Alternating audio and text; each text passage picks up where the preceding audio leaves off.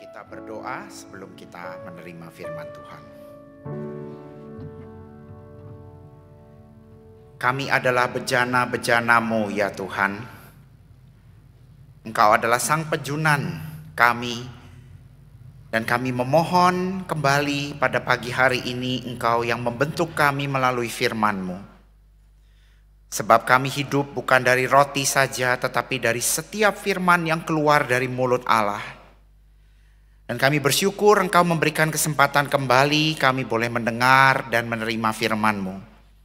Karena itu kiranya Allah Roh Kudus yang hadir di tengah-tengah kami dan di dalam setiap kami boleh memampukan kami untuk bisa menerima dan melakukan firman-Mu, supaya Kristus senantiasa hidup dan semakin nyata di dalam diri kami. Dan hidup kami menjadi bau-bau yang harum, menjadi kemuliaan bagi Bapa kami yang di surga. Dan orang di luar sana dunia boleh melihat bahwa kami adalah anak-anak-Mu. Terima kasih ya Tuhan, tolong setiap kami yang sudah hadir dan hamba-Mu juga yang akan memberitakan firman-Mu. Kiranya Tuhan berbelas kasihan kepada setiap kami, orang-orang yang berdosa ini. Di dalam nama Tuhan kami Yesus Kristus, ini doa kami sudah berdoa. Amin. Jemaat yang terkasih dalam Tuhan, Shalom. Kalau tadi pagi sudah diperkenalkan, izinkan saya kembali memperkenalkan diri. Nama saya Wilson, sekarang menjadi dosen di Saat. Dan supaya dari tadi, mungkin kalau tadi pagi itu banyak yang bertanya-tanya begitu ya. Saya adalah putra dari almarhum Pendeta Daniel Lukito.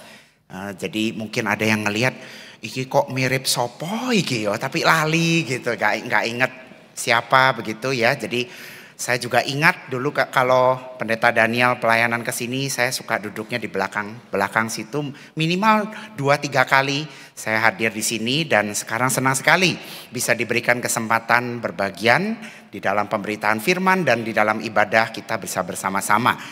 Pertama-tama izinkan saya mengucapkan terima kasih yang sebesar-besarnya mewakili Ketua dan Sivitas Akademika STT Saat untuk dukungan Bapak Ibu sekalian, Majelis Hamba Tuhan kepada STT Saat, dan terkhusus kepada Ibu Pendeta Rahmiati ya sepanjang hidupnya. Dan ketika kedukaan di minggu kemarin ini ada sebagian dari rekan-rekan yang hadir. Dan saya yakin juga mendoakan dan juga melihat dari secara online. Juga bersyukur Ketua Sinode GKA dan beberapa hamba Tuhan dari gereja GKA yang lain juga turut hadir di Jakarta kemarin, bahkan sampai ke penguburannya gitu ya. Jadi saya mewakili sekali lagi mengucapkan terima kasih. Kiranya Tuhan yang membalas kebaikan dan memberkati Bapak Ibu Saudara sekalian. Saya diberikan tema untuk menyampaikan melanjutkan pembahasan dari Hosea ya, kitab Hosea. Kita akan melihat pasal yang ke-7. Mari kita membuka bersama-sama. Tema yang diberikan adalah hidup tanpa topeng ya. Dan di sini saya artikan hidup tanpa topeng itu adalah hidup yang seutuhnya dan sepenuhnya diberikan di hadapan Tuhan begitu ya. Jadi tidak ada yang tertutup ya, yang sebenarnya juga Tuhan melihat semuanya. Ya, tetapi memang terkadang ya seperti itulah kehidupan kita. Idealnya kita membaca keseluruhan daripada pasal ke-7 ini, tapi saya hanya akan bacakan beberapa ayat. Pertama saya bacakan ayat pertama sampai yang ketiga, kemudian ayat yang ke-11 sampai yang ke-13. Mari kita menyimaknya bersama-sama, demikian firman Tuhan. Apabila aku menyembuhkan Israel, maka tersingkaplah kesalahan Efraim dan kejahatan-kejahatan Samaria, sebab mereka melakukan penipuan, pencuri mendobrak masuk, gerombolan merampas di luar. Dan tidak terpikir mereka bahwa aku mengingat segala kejahatan mereka.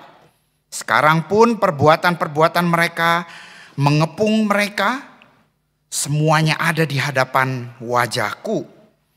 Mereka menyukakan raja dengan kejahatan mereka, dan para pemuka dengan kebohongan mereka. Ayatnya yang ke-11. Efraim telah menjadi merpati tolol, tidak berakal, dengan memanggil kepada Mesir, dengan pergi kepada Asyur. Apabila mereka pergi, aku akan membentangkan jaringku ke atas mereka. Aku akan menurunkan mereka seperti burung-burung di udara. Aku akan menghajar mereka karena kejahatan-kejahatan mereka. Celakalah mereka sebab mereka melarikan diri daripadaku. Binasalah mereka sebab mereka memberontak terhadap aku. Aku ini mau menebus mereka, tetapi mereka berdusta terhadap aku. Sedemikian jauh firman Tuhan dibacakan. Berbahagialah setiap kita yang membaca, merenungkan, dan yang melakukan firman Tuhan dalam kehidupannya sehari-hari. Bapak Ibu Saudara, beberapa waktu yang lalu ada berita yang muncul di Kompas dengan headline yang cukup mencengangkan. Religius tapi gemar korupsi. Jadi berita ini muncul ketika berita mengenai sebuah perusahaan yang saya pikir kita semua sudah tahu begitu ya. Ketahuan korupsi sekian T jumlahnya begitu ya. Sangat besar sekali dan sejak saat itu juga mungkin sebagian pom bensin merek-merek yang lain itu bersorak-sorai begitu ya.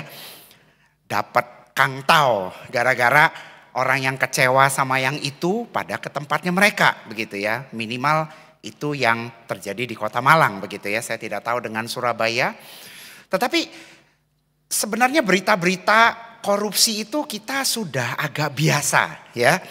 Indonesia kalau bukan negara korupsi bukan Indonesia begitu ya.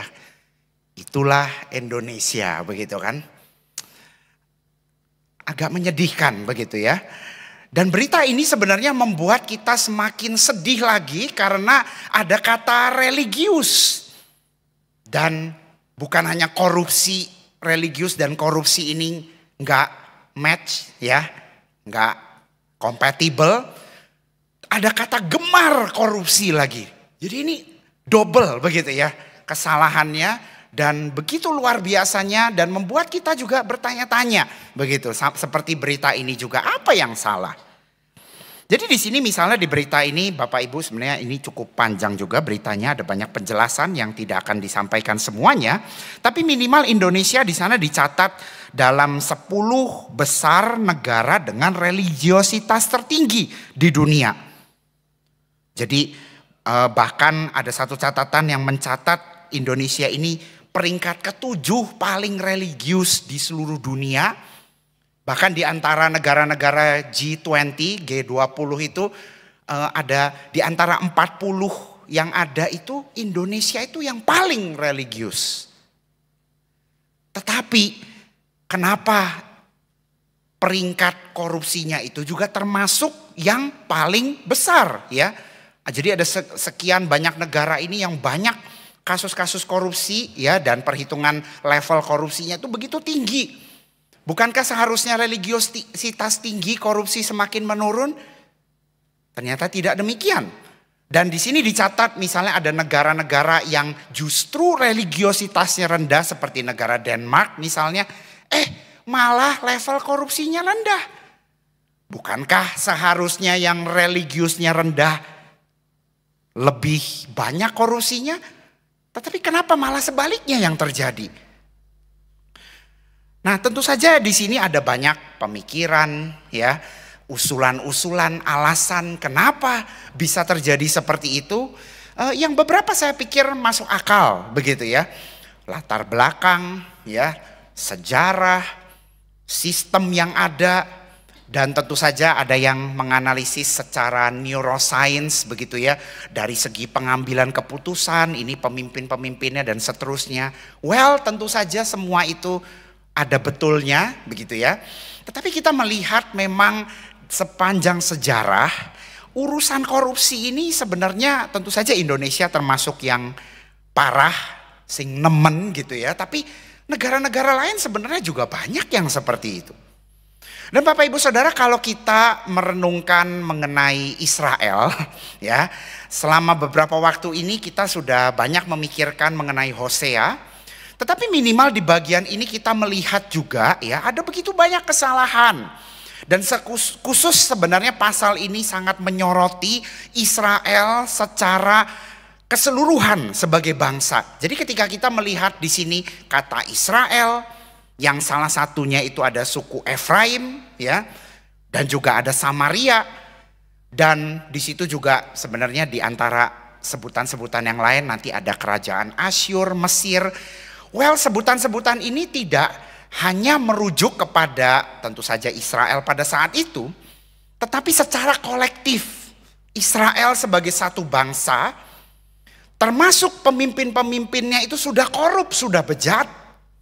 Kejahatan-kejahatan, perbuatan-perbuatan yang keji itu dilakukan di berbagai lini. Dan bukankah itu juga yang kita amati di Indonesia ini? Saudara, kalau boleh saya tambahkan, religiositas itu mungkin bukan hanya berbicara mengenai yang mayoritas, tetapi juga yang minoritas, termasuk yang Kristen sebenarnya. Mirip seperti bangsa Israel di sini juga, kalau kita berpikir oh itu masa lampau.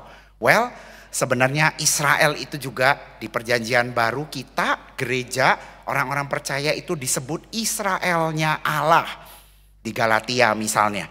Dengan kata lain, firman Tuhan ini juga seharusnya menyasar, mengajak kita juga untuk merenungkan apakah kita berbagian di dalam mengkorupkan, mengeruhkan keadaan, mencemari sistem yang sudah rusak, katakanlah semakin rusak lagi.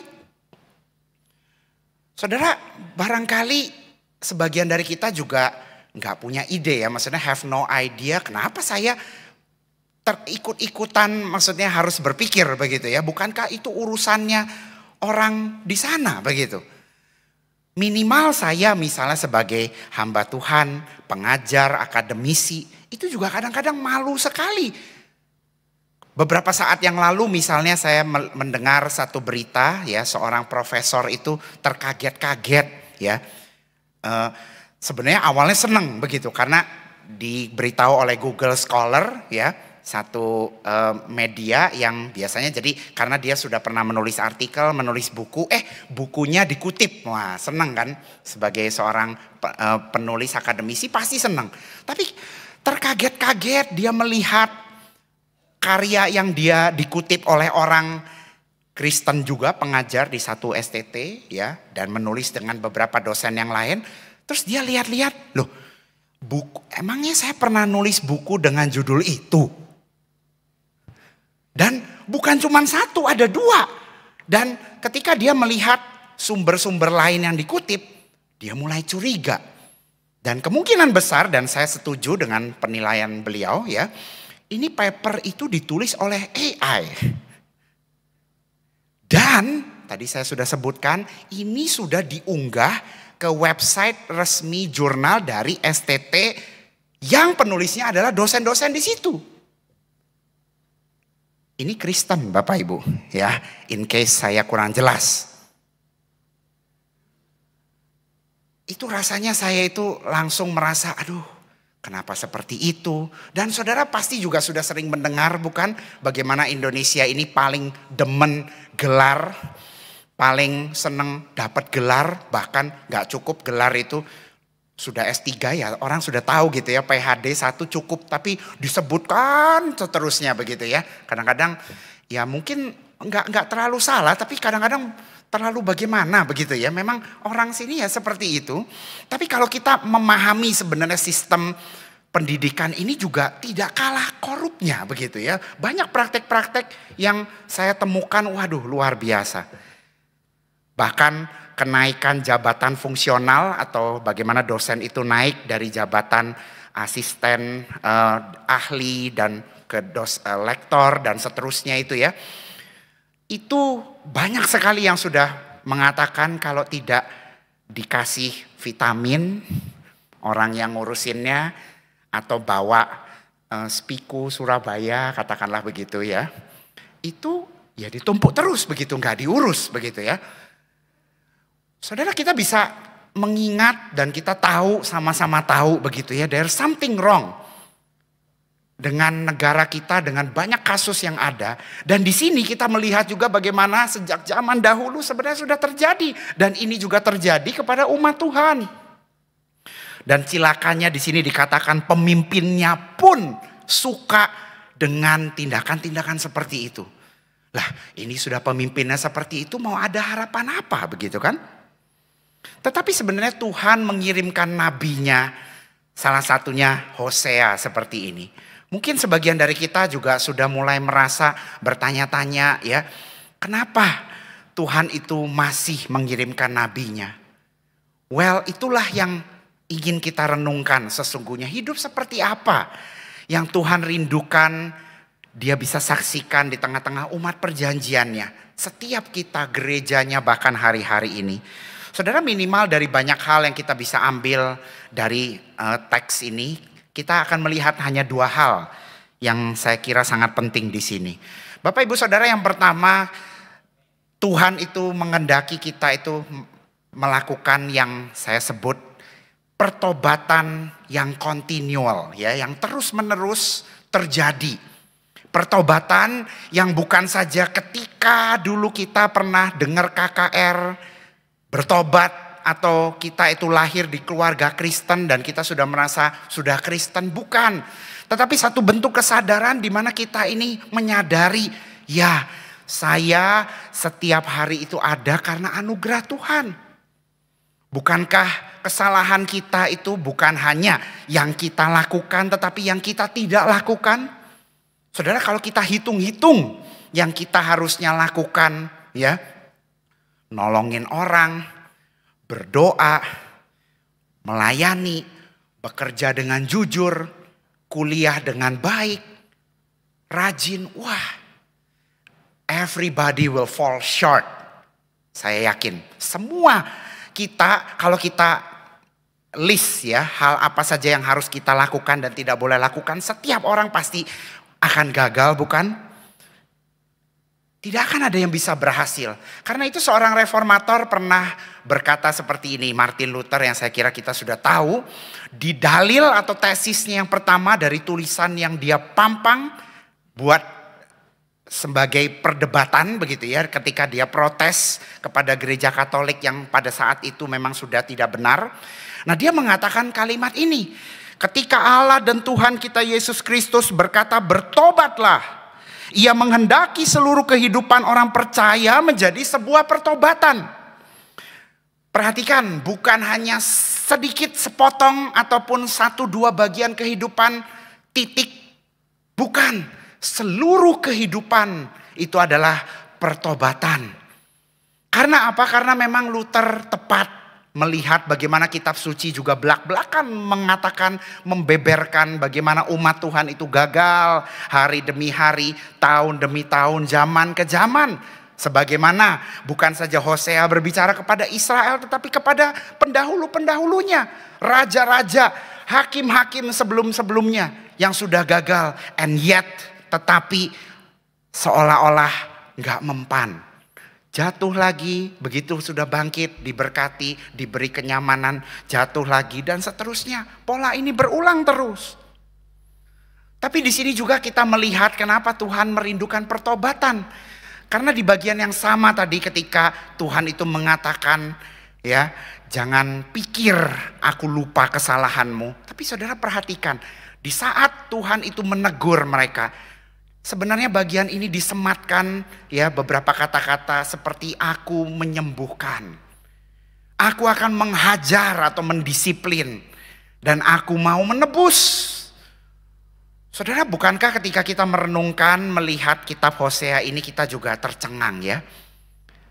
Bapak Ibu, gak ada kita yang ketika kita tahu seseorang itu pelacur, maaf, karena itu yang dipakai oleh Hosea bukan sebagai menggambarkan bagaimana kita ini seperti seorang yang bersundal ya, melakukan tindakan yang tidak benar. Seperti kita itu seperti itu dengan Tuhan. Mana ada yang mau sebenarnya kan? Tetapi Tuhan menyampaikan bahwa aku masih mau. Aku mau menyembuhkan. Dan di sini saudara kita melihat sebenarnya kekristenan itu memang tidak sembarangan begitu ya. Kadang-kadang saya mendapati ada orang-orang yang berpikir dan kadang-kadang kalau kita tidak hati-hati, para hamba Tuhan juga kadang-kadang mengkhotbahkan hanya satu sisi saja ya. Maksudnya begini, Kita sering mendengar perkataan, oh semuanya karena anugerah. Tentu saja itu penting, ya. Kita selamat karena anugerah Tuhan, bukan karena kita sudah baik. Kita datang itu kepada Tuhan sebagaimana adanya kita. Just as we are, just as I am, come as you are. Ya, kalimat-kalimat seperti ini terlihat sangat indah. Tetapi kadang-kadang kita menangkapnya ini sebagai satu kabar yang terlalu enak. Dalam arti apa? Oh, artinya aku gak apa-apa wis, korupsi terus. Toh Tuhan tetap terima. Aku gak apa-apa wis, males-malesan kuliah, aras-arasan gak apa-apa. Semua orang telat kok masuk kerja, ya ikut-ikut aja gak apa-apa. Ya kan memang begini, ya inilah kan kita sudah begini dan Tuhan juga kan menyelamatkan kita. Saudara, pola pikir seperti ini sesungguhnya kalau kita melihat bagian ini dan bagian-bagian yang lain dalam Alkitab, ini adalah pola pikir yang sangat cilaka sekali. Pola pikir yang menurut Dietrich Bonhoeffer, seorang penulis Kristen, itu mengatakan ini adalah orang-orang yang tidak memahami anugerah atau yang memahami anugerah itu sebagai sesuatu yang murahan, cheap grace. Dan saudara, lagu yang tadi kita nyanyikan sebenarnya baik, bukan? Ya, apakah kita hari-hari ini bisa mengatakan semakin hari kita merasakan anugerah Tuhan itu semakin bertambah? Saudara, kalau kita belum merasakannya, mungkin kita itu memang belum sadar kita itu membutuhkannya. Dan saudara, bukannya Israel ini malah kembali bertobat kepada Tuhan, malah Israel ini menggunakan berbagai topeng, ya, melakukan manuver-manuver yang lain yang di sini kita melihat mereka itu malah mencari pertolongan kepada yang lain dan seterusnya. Bahkan saudara, kalau melihat sebenarnya ini jauh sebelum peristiwa ini sudah terjadi kesalahan kepada Raja Saul, dan ini adalah ayat yang klasik begitu ya, untuk sebenarnya menegur mereka-mereka yang bertopeng atau yang munafik ini, yang religius tapi gemar berdosa. Sebab di sini ayat ini mengingatkan, buat apa semuanya ini bagus, yes, bagus, betul, ya, persembahan ini tentu saja Tuhan itu senang. Tapi yang lebih penting itu adalah yang ada di dalam sini. Kenapa kamu memberikannya? Kenapa Anda melakukan ini? Saudara, di sini Saul kita ingat sudah dibilang jangan. Tapi rupanya dia itu tamak. Atau mungkin dia merasa, waduh ini kok Kang Tau cuan di depan mata dilewatkan, ini gimana begitu ya. Tapi ya seperti itulah. Dan tapi di sini Samuel menegur. Dan saudara, kalimat-kalimat seperti ini juga diulangi di Nabi Amos misalnya ya. Bahwa Tuhan itu muak kepada persembahan, penyembahan, worshipnya daripada orang Israel. Kenapa? Karena percuma hati mereka tidak betul. Itu juga bukankah yang disampaikan oleh Tuhan Yesus di khotbah di bukit? Bukan? Jikalau kita membawa persembahan tetapi kita itu masih ribut sama sesama kita, saudara-saudara kita, jangan kasih persembahan. Seolah-olah persembahan yang harusnya baik itu menjadi sia-sia. Karena bukan persembahan itu sendiri yang penting. It is not the sacrifice, the gift itself that matters. Bukan. Tetapi bagaimana kita memberikannya itu dengan satu hati, sikap hati yang benar. Bahwa itu adalah bentuk kita menyadari Tuhan sudah memberi banyak. Tuhan sudah memberikan anugerah buat kita. Apapun yang kita kasih tidak akan bisa membalas ya kebaikan, hutang budi kita, nggak bisa menutupi itu. Maka itu saudara-saudara, kadang-kadang kalau kita mesti berpikir seperti ini ya. Mungkin kejahatan Israel ini kita tidak terpikir ya bentuk-bentuk seperti apa, tapi coba kita pikirkan hari-hari ini. Apakah kita ini sudah hidup dengan menyadari kita itu perlu anugerah Tuhan setiap hari? Dan inilah yang seharusnya terjadi, pertobatan yang sejati itu keluar dari dalam. Dan terjadi setiap hari. Bukan sesuatu for show ya, untuk di luar sana supaya orang melihat kita baik. Bukan seperti itu, tetapi itu yang keluar karena kita betul-betul memberikannya itu untuk Tuhan. Baik itu doa kita, baik itu daya, kekuatan kita ataupun dana. Saudara, mari kita pikirkan, sudahkah kita itu menyadari akan hal ini? Saudara, Martin Luther juga pernah mengatakan ketika kita itu menaikkan doa Bapa Kami ini ya, yang teksnya ada di sini, tadi kita juga sudah mendoakannya. Di situ ada perkataan ampunilah kami, bukan? Akan segala kesalahan kami. Dan kenapa itu harus diulang-ulang? Ya, itu adalah reminder sesungguhnya bahwa kita pun lemah. Saudara, bentuk-bentuknya tentu saja macam-macam. Ya, saudara, tidak mudah saya kira hidup di tengah-tengah situasi yang memang sudah tidak baik. Ya, bagaimana kita bisa tidak ikut ngasih vitamin atau menyuap? Jikalau semua sudah melakukannya, wah kalau nggak melakukan ya nggak diurus, begitu ya. Saudara, saya tidak menggampangkan, maksudnya hitam putih, oh kita harus gini gitu. Bukan saudara ya, tidak mudah memang. Tetapi yang saya rindu kita itu sama-sama lakukan adalah ketika kita melakukan itu kita menyadari enggak bahwa ini tidak baik. Ada sesuatu yang harus kita rubah dan kita memikirkan apa yang harus kita lakukan mulai dari diri kita dulu. Apakah kalau orang-orang di sekitar kita berkata-kata kasar, kita mengikutinya misalnya? Apakah kalau teman-teman kita melakukan hal yang tidak benar, kita gampang-gampang mengikutinya? Saudara, saya juga pernah muda, pernah main game misalnya, ya tahu juga kadang-kadang di game itu ya sebenarnya nggak terlalu masalah. Tetapi game kalau membuat kita menghabiskan waktu kan jadi masalah. Atau yang menghabiskan uang, bahkan ada yang judi. Nah ini kan berbahaya begitu loh. Tapi godaan itu ada, saya mengerti. Dan saya kira Bapak Ibu yang lain yang berbisnis, bekerja, bahkan di rumah, sebagai ibu rumah tangga pun ada banyak hal yang menjadi godaan, tantangan buat kita juga yang kita hadapi setiap hari, pasti ada. Tapi mari kita menyadari kembali Tuhan tidak akan membiarkan kita stay seperti itu. Tidak, Dia ingin kita kembali kepadanya.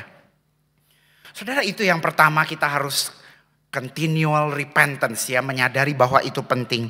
Tapi apa yang kedua, kenapa Tuhan ingin kita itu bertobat setiap hari? Karena kita itu diharapkan oleh Tuhan memberikan significant influence. Dampak pengaruh yang signifikan, bukan?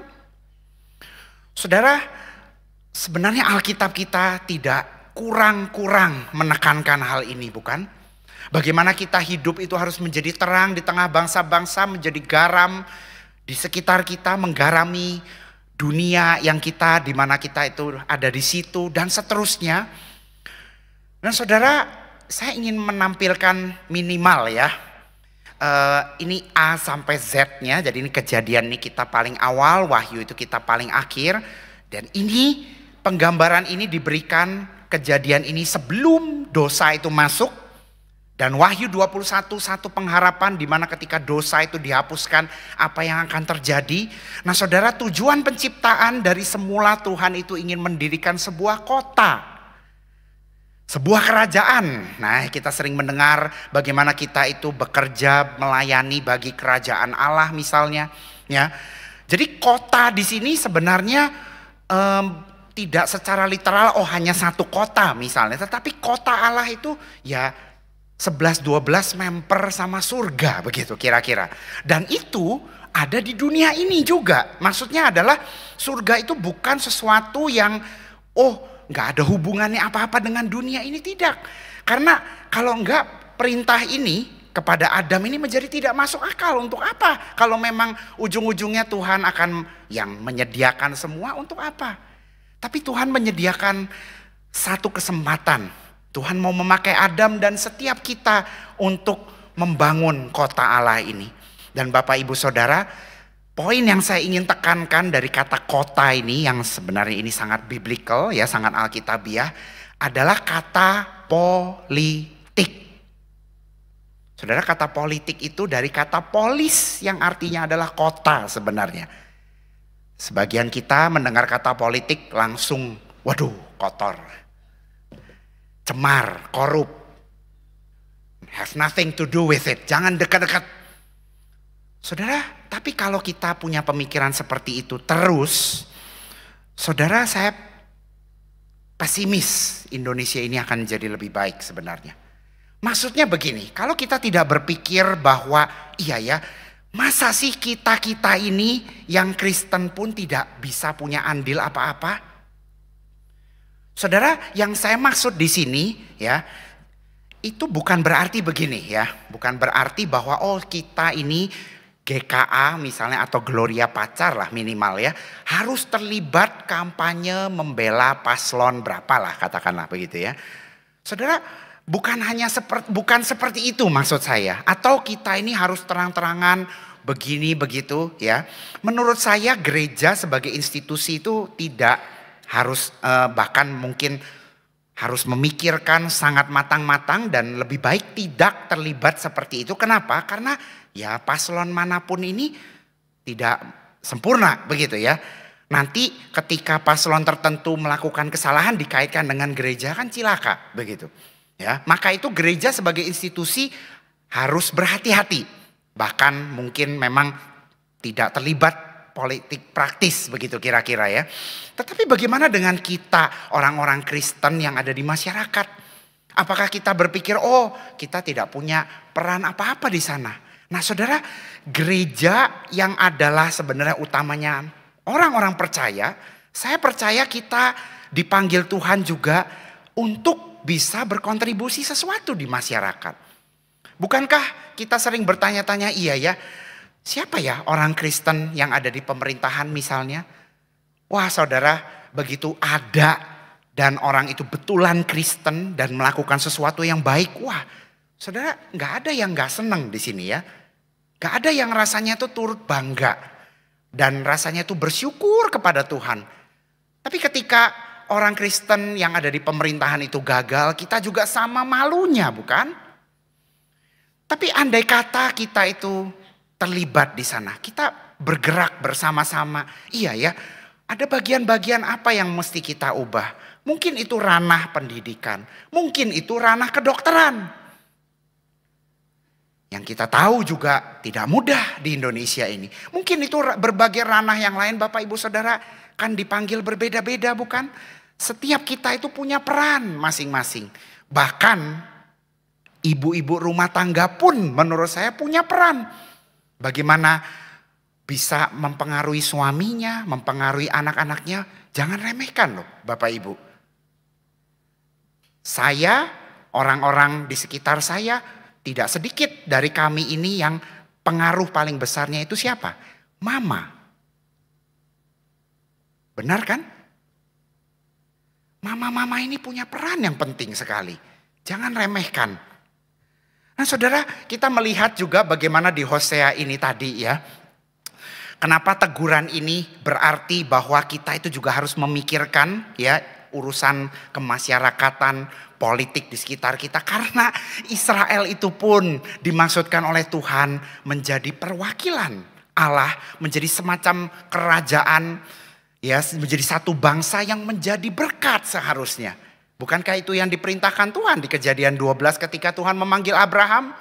Tetapi di sini yang terjadi, Efraim yang mewakili Israel di sini, sekali lagi Efraim tidak hanya satu tetapi keseluruhannya itu telah mencampurkan dirinya seolah-olah tidak ada bedanya lagi.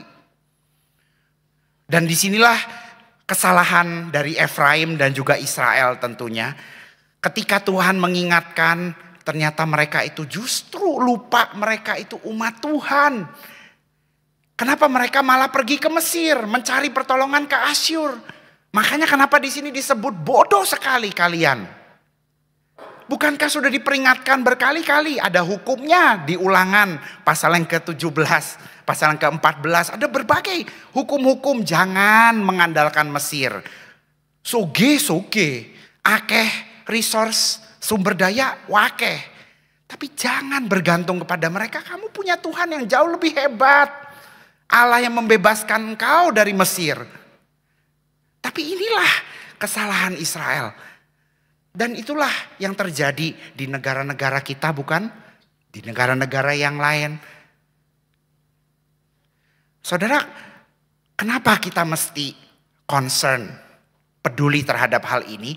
Karena tidak kurang Alkitab itu memberikan contoh. Misalnya di Perjanjian Lama. Daniel yang waktu itu sudah di Babel ya. Ini bukan di kandang bahkan ya, ini sudah di tempatnya musuhnya begitu ya. Ini dia tetap melakukan tugasnya. Saudara, Daniel bukan saja menjaga integritasnya, tetapi ketika Nebukadnezar itu bersalah, dia tidak segan-segan untuk menegurnya. Saudara, bukan hanya Daniel, ini hanya sekian contoh. Saudara, ini Perjanjian Lama, Perjanjian Baru. Yohanes Pembaptis juga melakukan hal yang sama. Bukan saja dia mempersiapkan jalan bagi Yesus dengan cara berkhotbah, memberitakan Injil, tetapi dia juga tidak segan-segan menegur Herodes ketika dia sudah keliru. Dan di sini dicatat segala kejahatan yang lain. Jadi bukan hanya 1-2 kali dia tegur. Dan walaupun konsekuensinya, upahnya itu adalah penjara, tetap dia lakukan. Bukankah ini luar biasa? Bukankah ini seharusnya menginspirasi kita juga? Atau malah sebaliknya, waduh, masa jadi masuk penjara, masa jadi gini, jadi gitu. Saudara, jangan salah mengerti, saya tidak mengajarkan kita ini untuk sekadar koar-koar di sosial media, mengeritik, apalagi secara frontal, tidak memperhatikan diplomasi, ya, cara-cara yang baik. Saudara, saya tidak mengajarkan seperti itu. Kita juga jangan naif begitu kan. Maksudnya kita itu perlu memikirkan, iya ya, gimana cara kita bisa berpengaruh kepada pemimpin A, pemimpin B.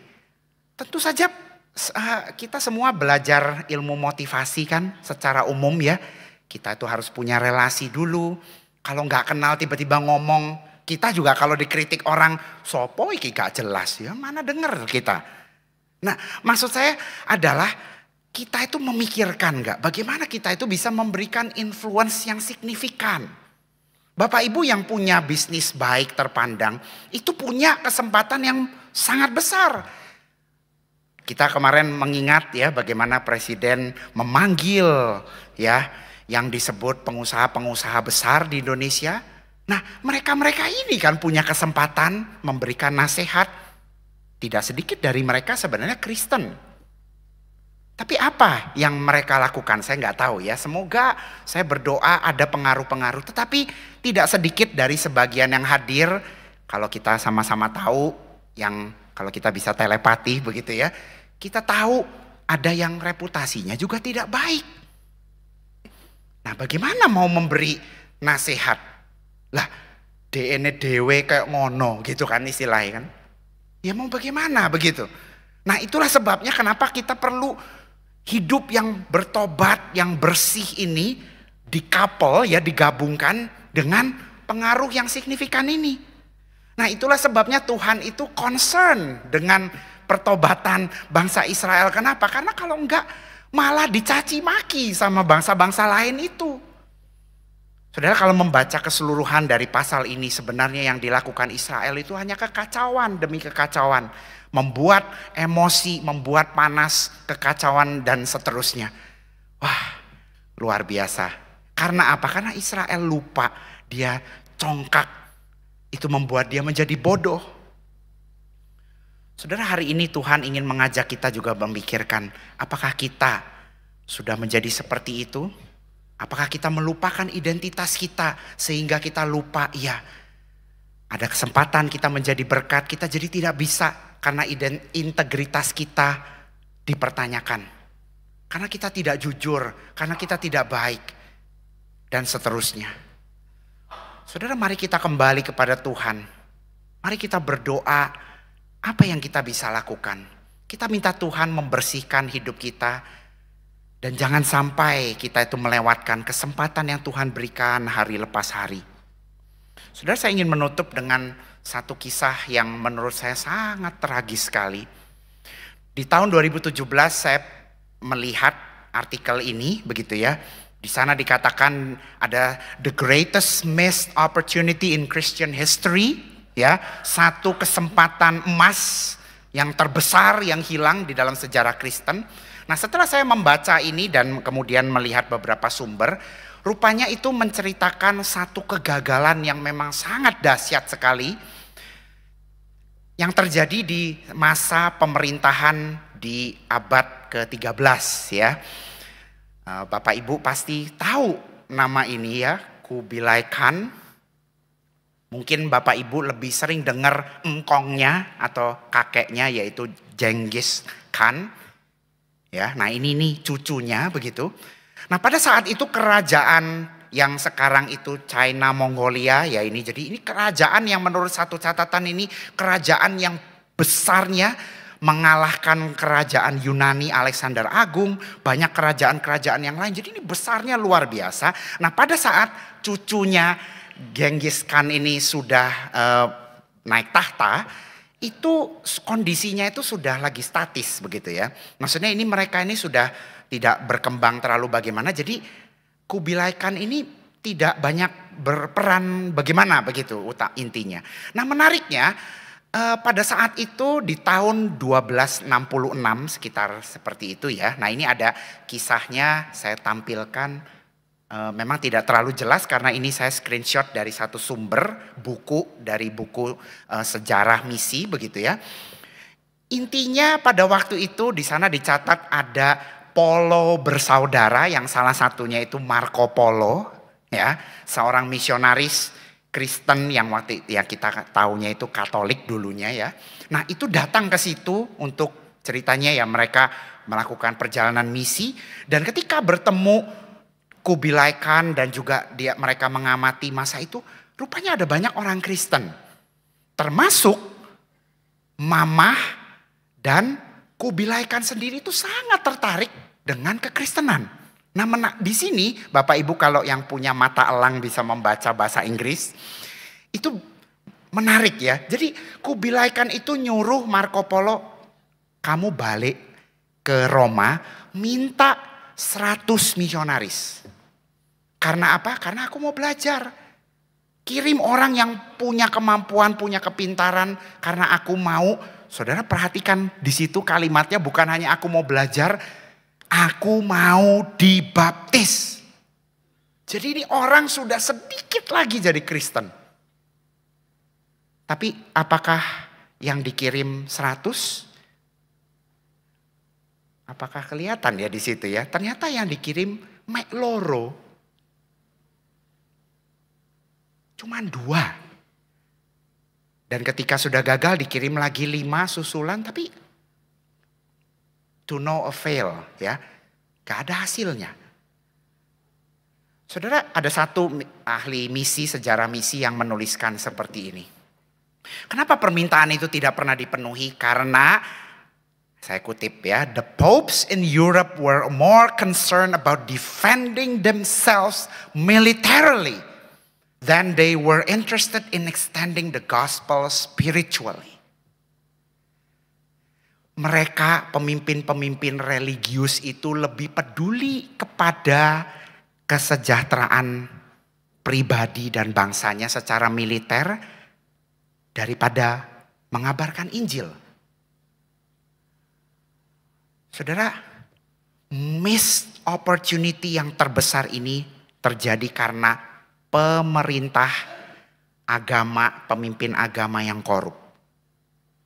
Dan saudara, kenapa terjadi reformasi itu pun sebenarnya dari abad 12, 13, 14, 15 sampai 16 di mana reformasi terjadi, korupsi, polusi di dalam negara dan di gereja itu sudah sedemikian banyak dan ini salah satunya. Kok yo ueman toyo, rasanya kan begitu ya. Bayangkan kalau pada waktu itu mereka mengirim, apa yang terjadi? Bukankah China akan berbeda sekali hari ini? Barangkali begitu. Saudara jangan salah ya, saya tidak mengatakan Tuhan itu seolah-olah juga kaget ya, atau seolah-olah Tidak ada cara lain kalau kita mempelajari sebenarnya statistik misi sekarang China, jumlah orang percayanya juga banyak sekali loh. Malah mungkin mendekati yang paling banyak di dunia. Terlepas dari segala kesulitan, penderitaan orang-orang Kristen di sana karena pemerintah yang sangat tertutup dan sangat militan sekali menjaga supaya Injil itu tidak menyebar, Tuhan bisa bekerja. Tetapi kalau Tuhan kasih kesempatan itu kepada kita, masakan kita menganggap itu sesuatu yang murahan? Masakan kita membiarkan itu dengan mencemari hidup kita sehingga kita tidak bisa berkarya, melakukan apa yang Tuhan sudah panggil untuk kita lakukan? Jangan lewatkan kesempatan ini.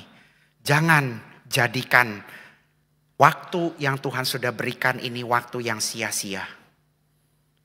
Mari kita bertobat setiap hari. Supaya kita bisa memberikan pengaruh, menyaksikan Kristus dimanapun kita berada. Sehingga Kristus nyata dan semakin terang di dalam kehidupan kita. Mari kita berdoa.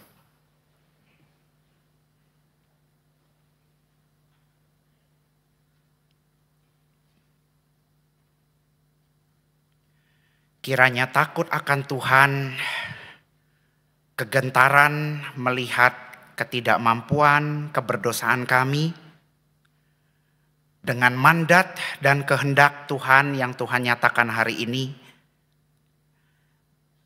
biarlah itu semua boleh membawa kami tersungkur dan berlutut kepadamu setiap hari. Membawa setiap hati kami untuk kembali sadar, kembali selagi masih ada waktu. Kembali melakukan panggilan Tuhan yang Tuhan sudah berikan kepada kami. Supaya setiap kami tidak menjadi sia-sia adanya. Tetapi Engkau bekerja melalui gerejamu, setiap kami yang ada di sini, dan dimanapun gerejamu ada di Indonesia dan di berbagai tempat yang lain. Berkati setiap kami, tolong kami, dan kiranya Allah Roh Kudus senantiasa menyertai kami. Di dalam nama Tuhan Yesus kami sudah berdoa. Amin. Tuhan memberkati.